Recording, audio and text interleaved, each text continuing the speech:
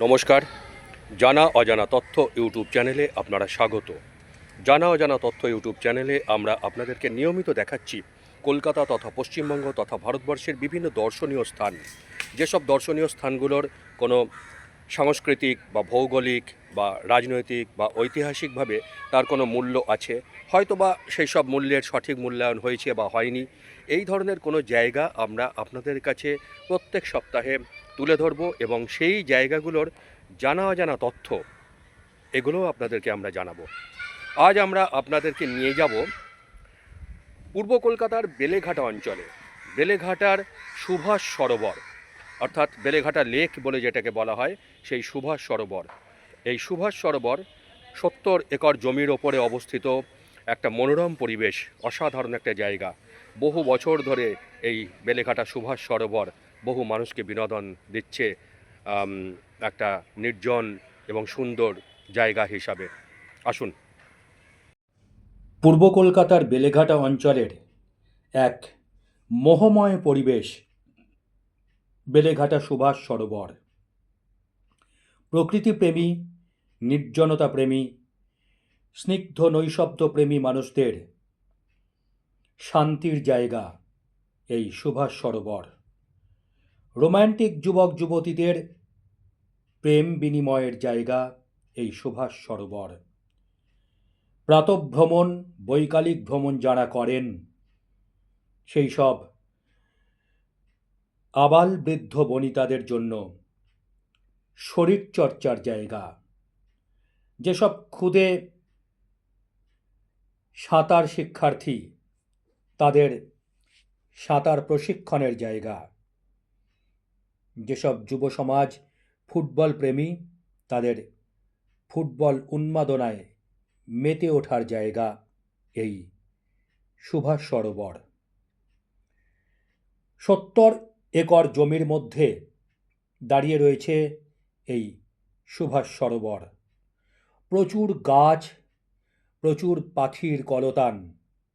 সকাল এবং সন্ধ্যা, অর্থাৎ সূর্যোদয় কিংবা সূর্যাস্ত, এখানে পাখিরা ওড়ে, পাখিরা ঘরে ফেরে, পাখিদের কলতানে ভরে ওঠে।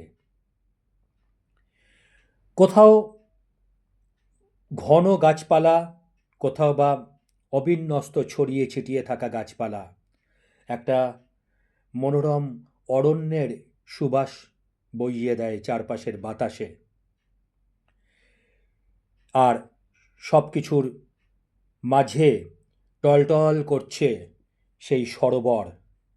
সরোবরের মাঝখানে একটা দ্বীপ, আর ওপাশে একটি ছোট টিলা। আরও দূর দিয়ে দেখা যাচ্ছে মেট্রো রেল চলে যাচ্ছে, ইস্ট ওয়েস্ট মেট্রো। হাওড়া থেকে আসছে, চলে যাচ্ছে সেক্টর 5, কিংবা সেক্টর 5 থেকে আসছে, চলে যাচ্ছে হাওড়ায়। এই সরোবরের জলের মধ্যে তার প্রতিচ্ছায়া দেখা যাচ্ছে, আর তার সেই সুন্দর শব্দ, পাখির কলতান আর মেট্রোর শব্দ এবং এই সরোবরের জলের কুলকুল শব্দ সব মিলিয়ে এক মায়াময় পরিবেশ তৈরি করে এই সুভাষ সরোবর। সুভাষ সরোবর যারা প্রাতঃভ্রমণ করেন বা বৈকালিক ভ্রমণ করেন, তাদের জন্য ভোরবেলায় 5টার সময় খোলা হয় এবং সকাল 10টা অবধি সেটা খোলা থাকে। আর বিকেলবেলায় 4টের সময় খোলা হয়, রাত্রি 8টা পর্যন্ত খোলা থাকে এই সুভাষ সরোবর। আজ প্রাচীনতার স্নিগ্ধ মনোরম পরিবেশ নিয়ে বেলেঘাটায় দাঁড়িয়ে রয়েছে।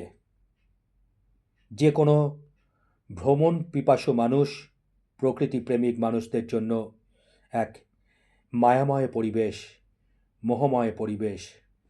এখানে আসলে যে কোনো মানুষ, বিশেষ করে যারা রোম্যান্টিক মানুষ, কাব্যপ্রেমিক মানুষ, সাহিত্য সংস্কৃতি মনস্ক মানুষ, তারা উদাস হয়ে যাবে।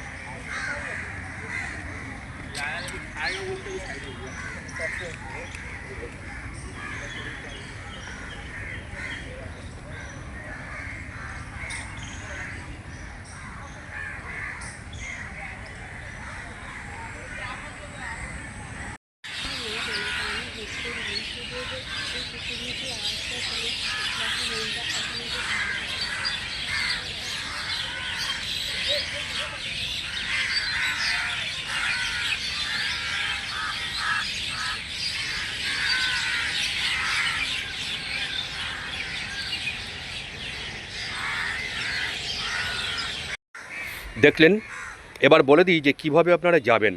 আপনারা বেলেঘাটা এই যে এই সুভাষ সরোবর যে অঞ্চল, এটা আপনারা শিয়ালদা থেকে যে কোনো বেলেঘাটাগামী বাস বা অটো ধরতে পারেন, অথবা বিধাননগর থেকেও আপনারা বাস বা অটো ধরতে পারেন। ধরে আপনারা সিআইটি মোড়ে চলে আসবেন, বেলেঘাটা সিআইটি মোড়। এই সিআইটি মোড়ে এসেই আপনারা এই বেলেঘাটা লেক পাবেন। অথবা আপনারা ইস্ট ওয়েস্ট মেট্রোতে হাওড়া থেকে উঠুন বা শিয়ালদা থেকে উঠুন, ইস্ট ওয়েস্ট মেট্রোতে নেমে আপনাদের ফুলবাগান নামতে হবে। ফুলবাগান থেকে নেমে কিছুটা হাঁটতে হবে, অথবা এখান থেকে আপনারা অটোও পেয়ে যাবেন বেলেঘাটা এই সুভাষ সরোবরে। দেখলেন, আজ আমরা আপনাদেরকে দেখালাম বেলেঘাটার সুভাষ সরোবর।